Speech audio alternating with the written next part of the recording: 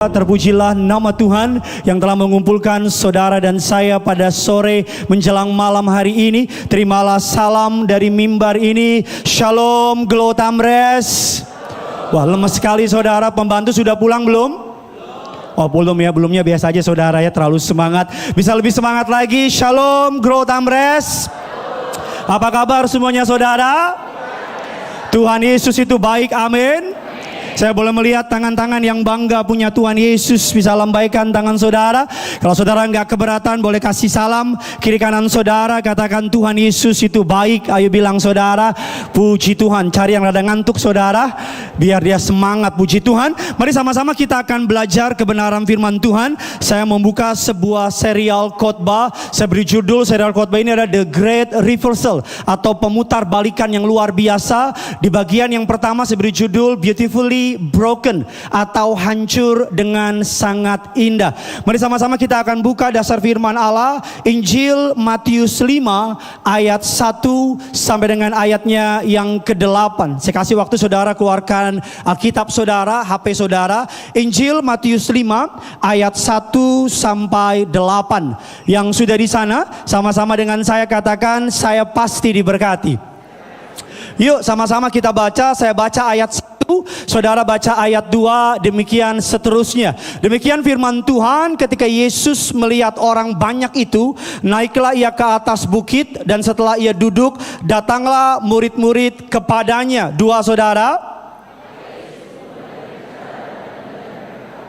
Katanya ayat yang ketiga, berbahagialah orang yang miskin di hadapan Allah, karena merekalah yang mempunyai kerajaan surga. 4 saudara. Karena mereka akan dihibur. Ayat yang kelima, berbahagialah orang yang lemah lembut, karena mereka akan memiliki bumi. 6 saudara. Karena mereka akan apa? Dipuaskan. Ke-7, berbahagialah orang yang murah hatinya, karena mereka akan beroleh kemurahan. 8 sama-sama kita baca Glow Tamres 3, 2 ya. Karena mereka akan apa? Melihat Allah. The Great Reversal. Yesus mengajar sebuah pengajaran memutarbalikan nilai-nilai dunia. Bagi dunia kaya itu bahagia, tapi bagi Tuhan miskin itu bahagia. Makanya orang kalau ikut Tuhan kejarnya kaya pasti kecewa dengar ayat ini. Orang kalau ikut Tuhan dengar pengajaran ini pasti kaget. Karena khotbah sabda bahagia memutarbalikan apa yang dipercaya oleh dunia. Alkitab mengatakan barang siapa yang menjadi terbesar, dia harus menjadi pelayan bagi sesamanya. Kita sekarang belajar orang besar itu tasnya dibawain, pintunya dibukain. Tapi ketika Yesus datang, dia nggak perlu dibawain tasnya karena belum ada tas pada masa itu. Serius banget muka saudara soalnya. Yesus mengajar sebuah pengajaran yang meminta pengikutnya membuka mata. Ini menjadi inti dari kekristenan. Yesus mengatakan berbahagialah mereka yang miskin di hadapan Allah, karena mereka akan, kan tadi baru baca. Kok diam aja Bambang? Karena merekalah yang apa? Mempunyai kerajaan. Yesus sedang ngajar kalau saudara ikut Yesus, saudara harus hidup sesuai dengan caranya surga. Yang setuju bilang amin. Ada orang hari Minggu ikut Yesus, Senin sampai Sabtu, cara dia menyelesaikan masalah dengan caranya sendiri. Ada orang mengaku hamba Tuhan, tapi cara dia menjalani hidup dengan caranya sendiri. Yesus hanya berlaku di hari Minggu. Saya nggak pernah lupa, saya pernah cari gedung, saudara, cari gedung untuk pakai gereja, dan seneng banget. Karena yang punya gedung ternyata pendeta. Seneng banget. Dan ketika ngobrol sama dia, saya bilang gini, ini gedung mau kami pakai buat gereja. Saya bilang sama dia, saya nggak minta harga murah, saya minta kasih harga yang terbaik. Memang mirip-mirip sih. Tapi dia bilang gini sama saya, dia lihat saya lihat dia, kita lihat-lihatan. Dia bilang gini sama saya, Pak, gereja-gereja Pak, bisnis-bisnis Pak, jangan disamain. Saya kan kaget, shock.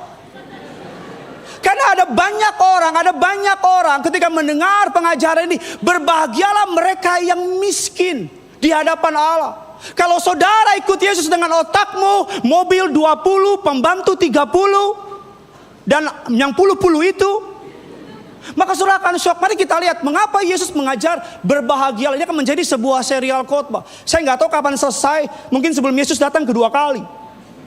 Mari kita akan melihat saudara, the great reversal. Dia memutar balik apa yang dipercaya dan menjadi standar dunia. Makanya ikut Tuhan kelihatannya lemah. Yang setuju bilang amin.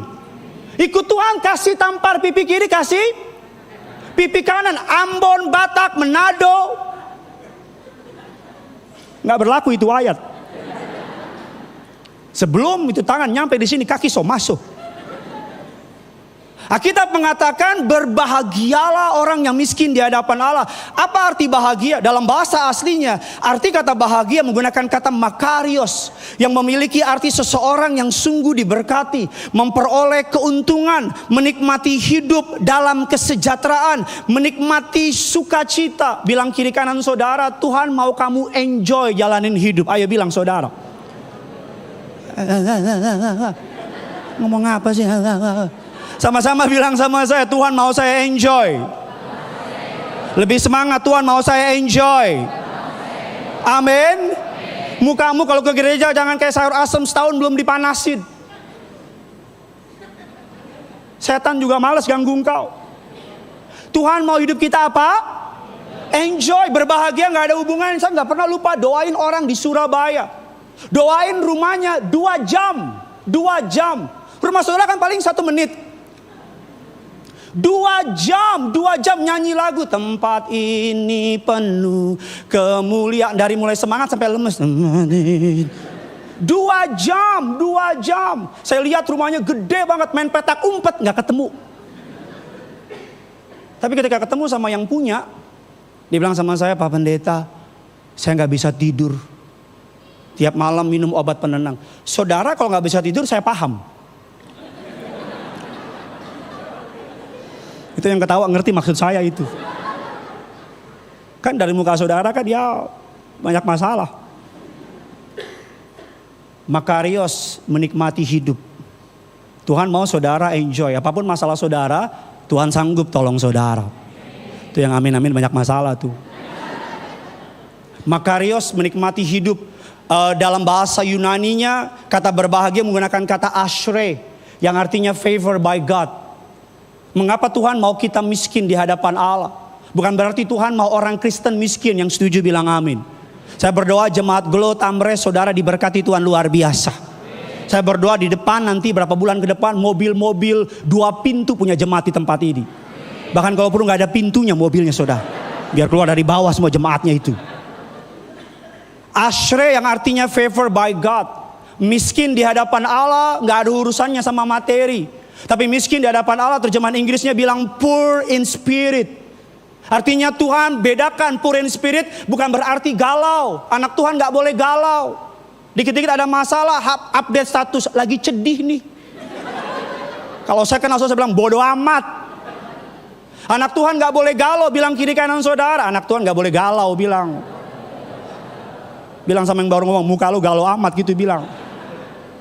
Artinya saudara, poor in the spirit gak ada urusannya sama insecure. Gak ada urusannya sama yang namanya benci. Gak ada urusan sama yang namanya pahit. Poor in the spirit bicara ketergantungan sama Tuhan. Kalau saudara baca Alkitab, hanya di ayat ketiga Tuhan janji, berbahagialah orang yang miskin di hadapan Allah, karena mereka yang mewarisi kerajaan surga.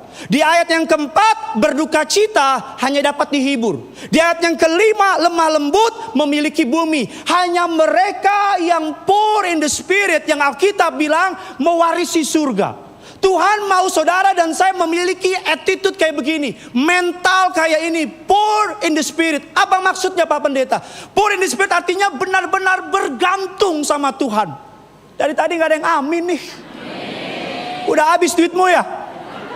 Poor in the spirit bicara bergantung sama Tuhan. Makanya Tuhan bilang kamu domba. Dia gak bilang kita macan. Karena kalau macan gak mungkin bergantung. Domba hidupnya 100% sama gembalanya. Maka kita bilang kita ranting. Karena ranting gak bisa hidup tanpa carangnya. Makanya kita bilang kita anak. Anak bergantung penuh sama bapaknya. Udah gak usah amin, diam aja udah. Saya yang ngomong, saya jawab sendiri aja lah, udahlah. Cuman beda tempat doang ini. Hati-hati ya, banyak TikToker di sini. Ada yang datang bukan dengar ibadah, cari konten. Gideon ngomong apa Gideon nih? Gideon nih. Saya nggak akan ngomong aneh-aneh soal rumah lama saya. Karena rumah lama saya yang bikin saya ada di tempat ini. Rumah lama saya berutang banyak. Jadi jangan berharap saya ngomong yang aneh-aneh. Karena tidak akan.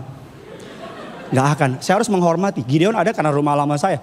Dan Om Gilbert juga ngajar saya dengan sangat baik. Jadi jangan berharap saya ngomong begitu. Tidak akan pernah ada. Kalau pendeta saudara pahit jangan diikutin. Ngapain ikut pendeta yang pahit? Saya kan manis.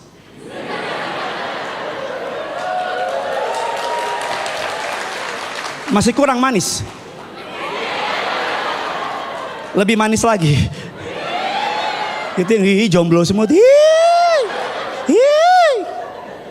Ya.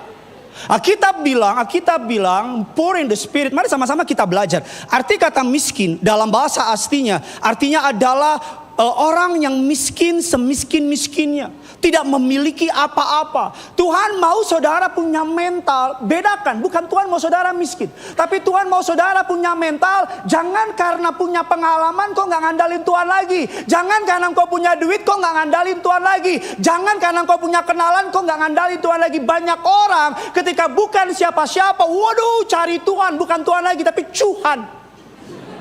Tolong aku. Tapi Gideon udah punya pengalaman, udah gak pegang Tuhan lagi. Gideon udah punya kekuatan, udah gak cari Tuhan lagi. Orang Kristen yang paling bodoh di muka bumi adalah orang Kristen yang tidak mengandalkan Tuhannya. Di cabang lain sih tepuk tangan, cabang lain. Gak tahu di sini kenapa nih. Amin. Miskin yang kedua, bicara orang yang duduk di pinggir jalan meminta-minta sedekah. Don't get me wrong, jangan marah sama saya. Tetapi Tuhan mau kita punya mental kalau ketemu sama Bapak kita. Hidup kita tuh karena kebaikan Tuhan aja gitu loh. Kita ada karena sedekah dari Tuhan. Saudara bisa berdiri sampai hari ini semua karena kebaikannya. Amin. Saudara bisa bernapas hari ini semua karena anugerahnya. Saudara bisa melewati badai kehidupan semua karena Dia baik. Semua karena Dia apa? Karena Dia baik. Oh kalau bukan Tuhan, gila saya, gila. Kalau nggak ada Tuhan dalam hidup saya kemarin ngobrol sama istri saya. Gila ya Tuhan proses kita. Aduh kalau nggak ada Tuhan, pendetamu akan duduk di pintu jalan depan begini.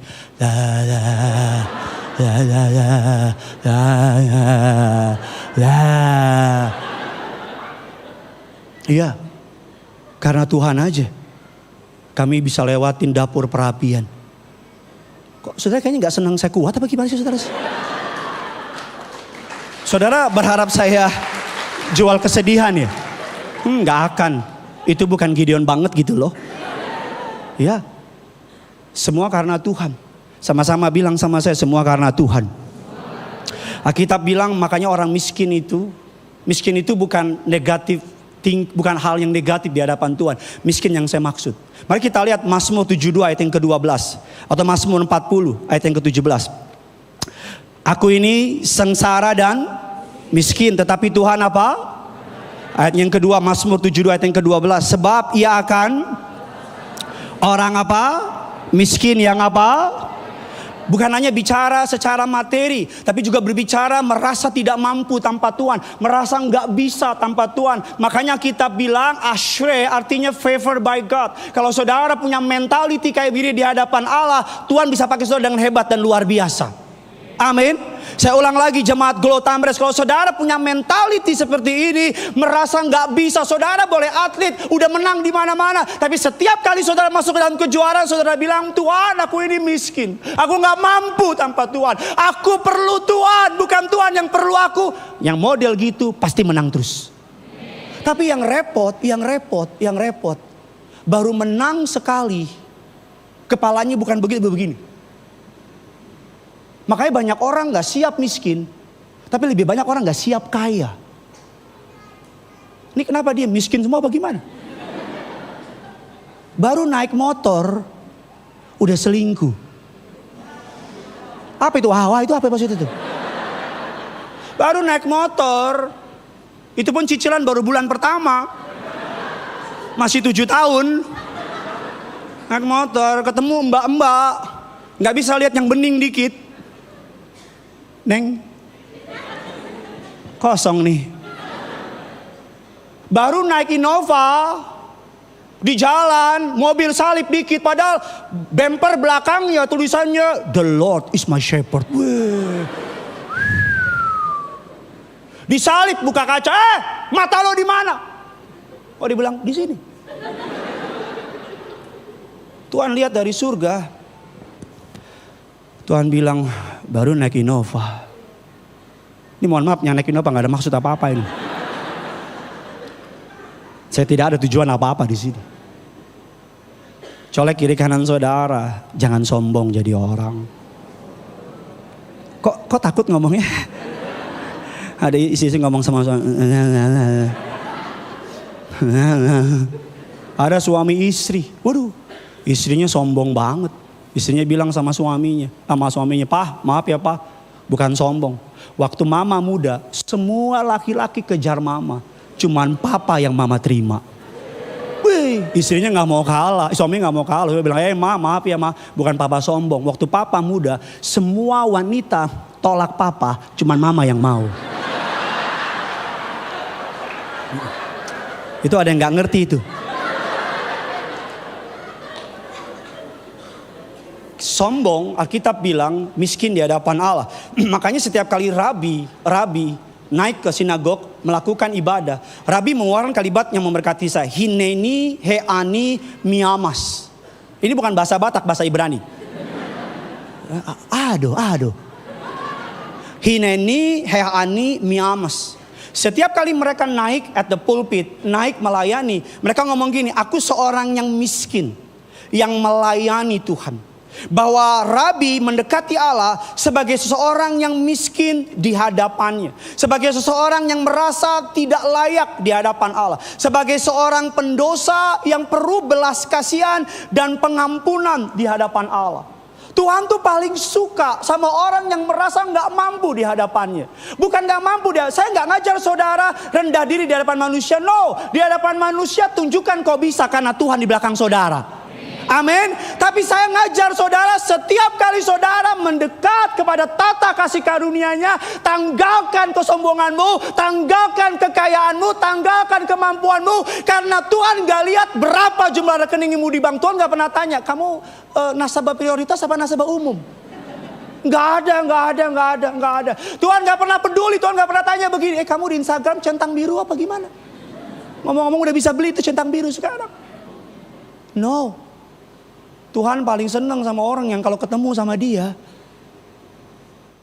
merasa miskin di hadapan Tuhan. Merasa gak mampu dan bilang, aku gak bisa tanpa Tuhan. Aku butuh Tuhan tolong aku. Makanya kenapa setiap kali saya naik mimbar masih begini saya. Ini apa? Mati lampu. Ini apa? Ubur-ubur. Masih deg-degan saya. Tadi ngobrol sama Om Gilbert di dalam. Om Gilbert lagi ngobrol, saya deg-degan. Pas dipanggil, Pak naik firman, saya bilang nyanyi terus aja. Masih begini. Karena saya sadar kok. Sadar banget. Hanya Roh Kudus yang bisa bikin jemaat ngerti, sayang sama pendetanya. Amin. Saudara mau tepuk tangan apa enggak maksudnya? Hanya Roh Kudus yang bisa bikin saudara nangis. Hanya Roh Kudus yang bisa bilang saya diberkati. Makanya naik mimbar tanpa perkenanan Tuhan namanya bunuh diri. Bedakan antara pendeta sama motivator. Beda jauh. Motivator itu memompa yang dari luar ke dalam. Itu motivator. Bisa. Kalau nggak percaya, kita ngomong pusing 1 juta kali. Pusing. Pasti udah pusing kau pulang. Tapi kalau hamba Tuhan yang di dalam, yaitu Yesus, Roh Kudus, dibawa keluar. Ya kita langsung doa berkat aja yuk. Kebanyakan makan ketupat ya. Amin. Kita akan melihat contoh di Alkitab. Orang yang miskin dalam roh. Saya ulang sekali lagi, goal dari khotbah ini agar saudara mengerti bahwa Tuhan favor, Tuhan seneng, Tuhan happy sama umatnya, sama hambanya, sama orang yang kalau ketemu sama dia dan bilang aku gak mampu tanpa engkau. Tuhan mencari materi, Tuhan mencari karakter pribadi yang saudara sehebat apapun kau, tapi engkau bilang sama Tuhan, aku yang butuh Tuhan. Bukan Tuhan yang butuh aku. Yang setuju dan percaya boleh bilang amin dan boleh kasih tepuk tangan yang lebih dahsyat lagi bagi Tuhan kita di atas kepalamu. Kasih tepuk tangan yang luar biasa. Yang pertama, orang yang miskin dalam roh yang Alkitab kasih contoh. Mari kita lihat firman Allah, Mazmur 131 ayat yang pertama. Yuk sama-sama kita baca. 3, 2, 1, ya.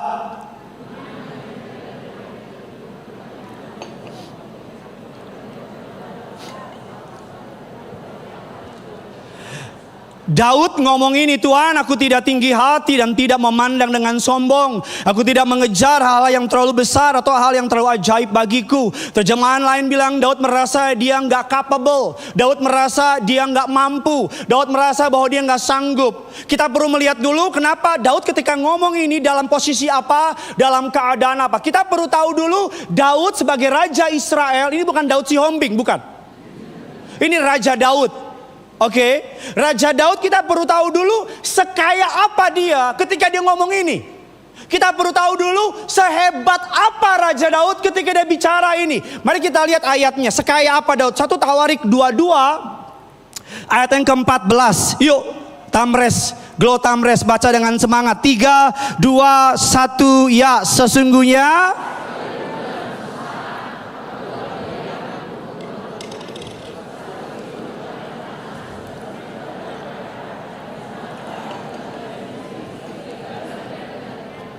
mari kita hitung, kita gak usah hitung perak, gak usah hitung besi, gak usah hitung tembaga, hanya hitung satu aja. Daud bilang kekayaannya ada 100.000 talenta emas. Satu talenta memiliki berat 34 kilogram. Jadi kalau 100.000 talenta 3.400.000 kilogram emas. Kalau dihitung harganya kurang lebih 1 miliar dikali 34 miliar dikali 100.000 talenta, kurang lebih kekayaan Daud dari satu aja, belum perak, belum besi, belum tembaga, 3 kuadriliun 400 triliun rupiah. Saya yakin saudara gak pernah dengar kata kuadriliun. Karena kalau engkau masukin ATM-mu ke bank, saya yakin lebih panjang nomor PIN-mu daripada jumlah rekeningmu. Ketika kau masukin ATM itu, tulisannya turut berduka cita. 3 kuadriliun 400 triliun rupiah kekayaan Daud. Beli rawon, ini Tamrin banjir. Beli kuaci, berenang kita. Bayangin orang sekaya dia bilang sama Tuhan, aku gak mampu. Memang kau sekaya apa sampai sombong sedemikian rupanya? Memang kau sekaya apa sih sampai ngerasa gak butuh Tuhan? Memang kau sekaya apa sih sampai kau merasa kau gak perlu Tuhan? Memang sehebat apa sih pencapaianmu sampai kau merasa kau bisa tandingin Tuhan? Daud dalam kekayaannya yang luar biasa, dia bilang aku gak mampu tanpa Tuhan. Daud dalam kekayaan luar biasa, dia bilang ambil semuanya, tapi jangan rohmu daripadaku. Amin. Mari kita lihat seberapa powerful pasukannya Daud pada masa itu, biar kita mengerti dulu. Mari kita lihat powerful prajuritnya kerajaan Israel. 2 Samuel 24 ayat yang ke-9. Yuk sama-sama kita baca. 2 Samuel 24 ayat yang ke-9 memberikan informasi bahwa militer kerajaan Daud atau Raja Daud 1.300.000 orang at that time. Milisi yaitu rakyat yang memegang senjata adalah 1.100.000 orang. At that time, pada masa itu kerajaan Israel adalah the most powerful army. Gak usah mikir sekarang. Pada masa itu dia sangat powerful. Dia punya harta yang banyak, punya prajurit yang banyak. Tapi yet tetap dia merendahkan diri. Dan dia bilang, aku gak mampu tanpa Tuhan. That's why Tuhan bilang sama Daud, the man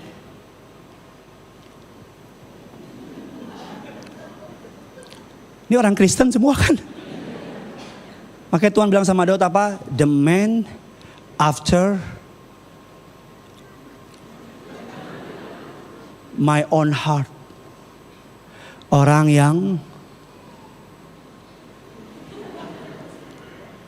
yang berkenan di hadapanku.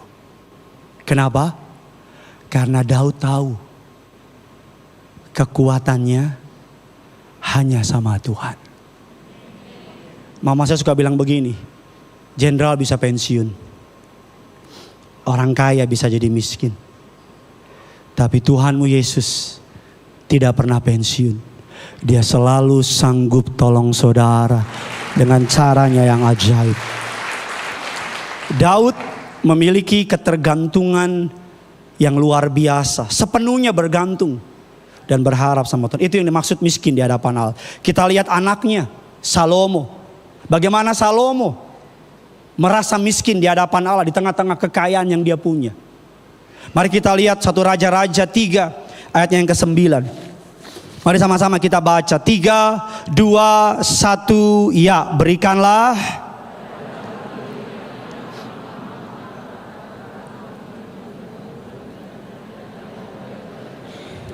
Nih saudara punya masalah nih, awalnya kenceng lama-lama hilang suaranya nih saudara. Yuk baca sekali lagi dengan semangat yuk. 3, 2, ya. Maka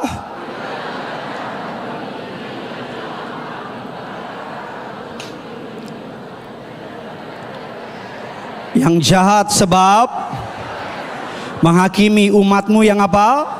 Saya mau tanya, Glotamres di tempat ini, Salomo minta apa sama Tuhan? Saudara, salah benar tidak mempengaruhi keselamatan. Salomo minta apa sama Tuhan? Lebih semangat minta apa? Hikmat. Itu bahasa Indonesianya. Bahasa aslinya Salomo gak minta hikmat. Salomo minta apa? Hati yang mendengar Tuhan. Kenapa Tuhan tengah malam datang sama Salomo? Gak gitu aja. Karena Tuhan melihat kerinduan Salomo. Saya mau tanya sama jemaat Glotamres, kalau suatu hari Tuhan datang dalam mimpi saudara dan bertanya sama saudara, my son, anakku, what do you want? Apa yang kamu mau? Saya takut kita akan meminta perkara-perkara yang tidak Tuhan senangi. Saya takut kita hanya meminta kekayaan, jabatan. Kita akan minta berkati tokoku, bunuh musuhku, jadikan aku orang nomor 1 di muka bumi. Kalau suatu hari Tuhan datang sama saudara dan bertanya sama jemaat Glotamres di tempat ini, anakku, apa yang kau minta daripadaku? Atau gak usah jauh-jauh deh, 3-4 bulan belakangan ini, doa apa yang kau naikkan sama Tuhan? Apakah doamu hanya bersifat bumi aja terus? Sampai gak pernah minta yang namanya berikan aku hati yang baru, berikan aku pertobatan. Saya takut kalau malaikat catat doa kita, dia udah gak catat lagi. Dia akan gosip sama malaikat-malaikat yang lain. Dia akan bilang ini gak usah dicatat. Kenapa?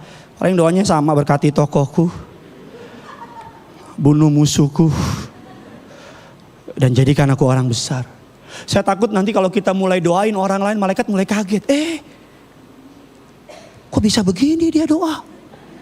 Saya takut kalau kita mulai doa, Tuhan berikan aku kerendahan hati. Malaikat bilang, dodo so pernah le.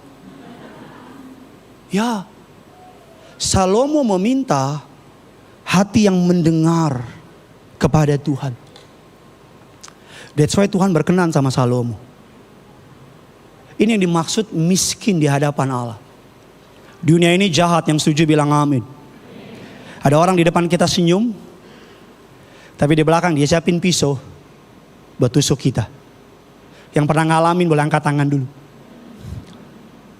Atau yang pernah jadi pelaku boleh angkat tangan. Ya, dunia ini apa? Orang depan kita nawarin bisnis, kelihatannya cuan punya, tapi di belakang hancur. Saudara perlu punya materi hati yang Tuhan, aku bisa salah, tapi Tuhan gak mungkin salah. Yang setuju boleh bilang amin. Makanya Tuhan, Salomo, dia meminta kepada Tuhan hati yang mendengar suara Tuhan. Yuk sama-sama angkat tanganmu Glotamres. Yuk sama-sama ikuti saya dalam nama Yesus. Lebih semangat dalam nama Yesus. Aku meminta kepadamu hati yang dapat mendengar suara Tuhan. Di dalam nama Yesus, aku berdoa. Yang percaya semua boleh katakan amin. Tuhan, kenapa Tuhan senang dengan orang yang poor in the spirit?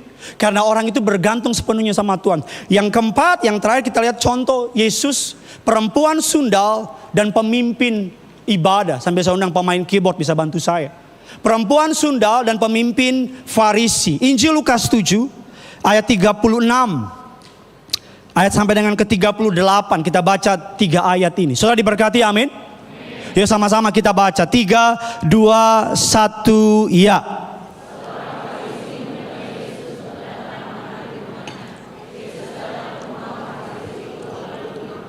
Ayat yang ke-37, di kota itu sebagai seorang yang apa? Ketika perempuan itu mendengar bahwa datanglah ia membawa berisi apa? Ayat 38, kasih keras suaramu sambil lalu membasahi kakinya dengan apa? Dan menyekanya dengan apa? Meminyakinya dengan. Sebisa saya ke depan, suatu hari Yesus ada di sebuah kota dan seorang pemimpin Farisi namanya Simon mengundang Yesus datang ke rumahnya. Yesus pada masa itu adalah guru yang sangat viral. Kalau saudara buka TikTok pasti ada Yesus. Saudara buka Instagram pasti ada Yesus. Saudara lihat YouTube pasti ada Yesus dengan segala pro dan kontranya.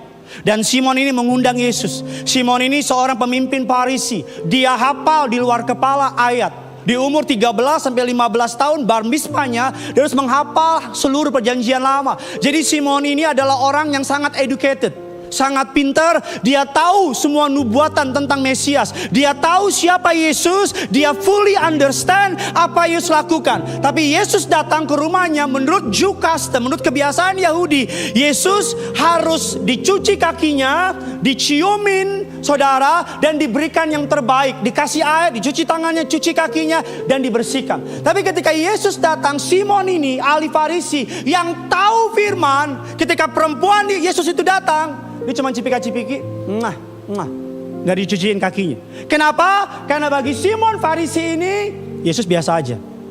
Dia tidak mengakui Yesus sebagai Mesias. Yang ngerti bilang amin dulu. Tapi yang menarik, di tengah-tengah mereka lagi meeting, ini meeting para imam Farisi dengan Yesus. Di tengah-tengah mereka lagi meeting, datanglah perempuan berdosa. Alkitab bilang dia PSK. Alkitab bilang dia perempuan malam, kupu-kupu malam. Dan ketika dia datang, saudara perlu mengerti, menurut tradisi Yahudi, perempuan datang tanpa pria, datang di tengah-tengah meeting imam Farisi, berarti perempuan itu siap mati. Yang ngerti bilang amin dulu. Dia datang, mata perempuan ini hanya lihat Yesus. Saya yakin pada hari itu kayak begini, lagi khotbah nih, lagi rame laki-laki, tiba-tiba muncul perempuan PSK. Satu meeting kaget. Ada yang OMG. Ada yang bilang Dodo. Ketika perempuan itu datang, beberapa ketakutan. Karena bisa jadi beberapa pelanggannya. Bisa jadi. Di Alkitab saudara nggak ada, Alkitab saya ada. Bisa jadi ketika perempuan itu datang, beberapa ahli Farisi bilang, kan udah gue bayar kemarin, kok dia datang sih? Mungkin beberapa, maaf ya, kita kan hidup di masyarakat yang kalau di depan umum, kelihatannya keren bingit. Bukan keren banget, keren bingit. Kalau ketemu orang depan umum gini, shalom. Ketemu orang darah Yesus. Kayaknya paling Tapi cuma Tuhan yang tahu. Kamu pura-pura apa benar-benar bertobat? Gak usah dijawab ya, dalam hati aja. Kalau semua dosa kita di setel di layar yang gede ini, kok layar muka saya? Ini. Tiba-tiba di setel, dung. Yang cuman kau yang simpen selama ini. Kira-kira gimana? Paling kau begini kan, aduh jangan yang itu Tuhan. Aduh itu gue baru pulang lagi dari Tamres. Aduh, gue baru didoain sama Om Gilbert hari itu tuh. Minyak belum kering di sini. Baru aneh-aneh. Kadang-kadang kita hanya kelihatan suci cuman karena Tuhan gak bongkar aja. Kadang-kadang kita kelihatan benar cuman karena Tuhan gak buka aja. Tapi kalau Tuhan bongkar semuanya, kok tiba-tiba jadi pendiam sih? Ya, perempuan ini, dia datang. Semua orang Farisi gak layak dia datang, gak pantas dia datang. Ini orang pendusta, ini orang pezina, semua penghakiman. A, B, C, D, F, G. Tapi perempuan ini hanya lihat Yesus. Ini yang saya bilang poor in the spirit. Hanya lihat Yesus. Saya nggak mengendorse dosanya. Dosa is dosa. Yang setuju bilang amin. Dosa is, salah is, nggak benar ya nggak benar aja udah. Nggak usah pakai panjang lebar. Tapi yang saya highlight, cara perempuan berdosa ini beresin sama Yesus. Dia datang sama Yesus. Dia nggak lihat kiri kanan. Karena kalau dia lihat kiri kanan, pasti dia kaget. Dia bilang, si Om lagi. Dia jalan, pasti banyak orang yang mencibir. Dia bilang, itu pendusta ini. Saya mau bilang kalau dunia ngakimin saudara, biarin. Dunia jelekin saudara, biarin. Dunia bilang begini, tutup telingamu. Pandang Yesus. Bukan perkataan manusia yang punya kuasa, tapi perkataan Yesus yang punya kuasa. Perempuan ini datang. Yesus bilang, kau tidak mencuci kakiku. Perempuan ini membasahi kaki Yesus dengan air mata. Gimana cucinya? Dengan rambut. Bagi wanita, rambut adalah mahkota kemuliaan. Saya rasa di sini nggak ada istri yang cuci kaki suaminya dengan rambutnya. Ini ada orang nggak sih? Saya rasa nggak ada istri di sini yang cuci kaki suaminya pakai rambutnya, nggak ada. Kalau ada dia orang suci. Tapi perempuan ini ketemu Yesus, dia basahi kaki Yesus dengan air mata, rambutnya dicuci. Kaki Yesus. Ini yang mau saya bilang, this is Christianity. Ini kekristenan. Tuhan, kita bilang ketika Yesus berbicara dengan orang Farisi sebelum begini, bukan orang sakit, bukan orang sembuh yang butuh tabib, tapi orang sakit yang butuh tabib. Dan orang Farisi bilang, ya kami nggak butuh. Yang Yesus maksud bukan mereka yang sakit, bukan orang lain. Yang Yesus maksud orang Farisi itu sedang sakit. Banyak dari kita nggak nyadar kita sedang sakit. Banyak dari kita sebenarnya kita terhilang. Banyak dari kita nggak nyadar bahwa kita broken inside. Di dalam kita hancur. Kita melayani Tuhan tapi kita nyimpen dosa. Kita melayani Tuhan tapi kita nggak benar di dalam. Kita ikut Tuhan tapi kita melakukan yang nggak benar. Banyak dari kita, maaf saya harus ngomong ini, banyak dari kita, maaf ya, nggak jadi maaf deh. Tapi banyak dari kita broken inside, sakit dalam kita. Tapi ketika di depan kita pura-pura. Dan Yesus datang untuk saudara agar mulai malam ini berhenti pura-pura. Kalau sakit bilang sakit.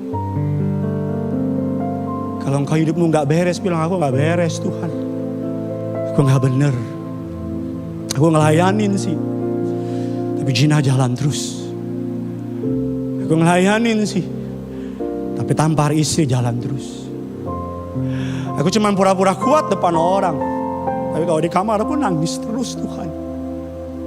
Aku cuma pura-pura bahagia, senyum, ketawa, ketiwi, tapi kalau orang pergi aku nangis.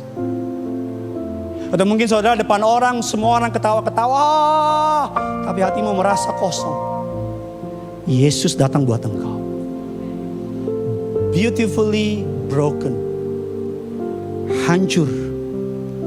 Untuk Tuhan pulihkan. 3-4 bulan lalu saya marah sama Tuhan. Saya bilang, saya kan hamba Tuhan, kenapa kau permalukan saya sedemikian rupa? I'm your servant God. Saya berdoa supaya saya gak masuk gua singa. Tuhan bilang masuk Nana. Masuk. Sampai saya antar anak saya ke sekolah. Lewat depan ibu-ibu. Itu Tuhan, itu papanya itu. Nangis saya. Gak apa-apa saya, tapi jangan anak saya. Saya pegang anak saya. Anak saya gak ngerti apa-apa. Itu kan begini. Saya bisa apa? Saya cuma dulu doa saya, bela saya Tuhan. Tolong saya. Sekarang doa saya cuma satu. Jadilah kehendak-Mu di bumi seperti di surga. Sakit gak? Banget. Luka gak? Saudara gak tahu berapa malam saya terus berlutut menangis. Hancur hati. Saya bisa berdiri di mimbar ini cuma karena Tuhan. Bukan karena siapa-siapa. Saya janji sama Tuhan mulai kemarin. Tuhan bawa saya masuk dapur perapian. Saya janji sampai tarikan napas terakhir saya Gideon Simanjuntak akan terus melayani Tuhan. Gak akan pernah stop. Whatever the price will be, berapapun harganya, I will serve you God. Beautifully broken. Hancur, tapi Tuhan pulihin.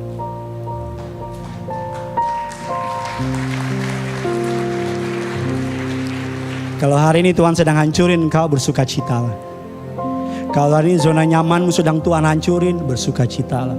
Kalau hari ini gak tahu bagaimana tiba-tiba Tuhan bawa engkau ke dapur perapian, bersukacitalah. Karena Dia tidak pernah mengizinkan hal yang buruk terjadi. Dia tidak pernah membawa engkau masuk ke dalam badai tanpa tujuan. Dia sedang merajut engkau dengan indah. Sabar.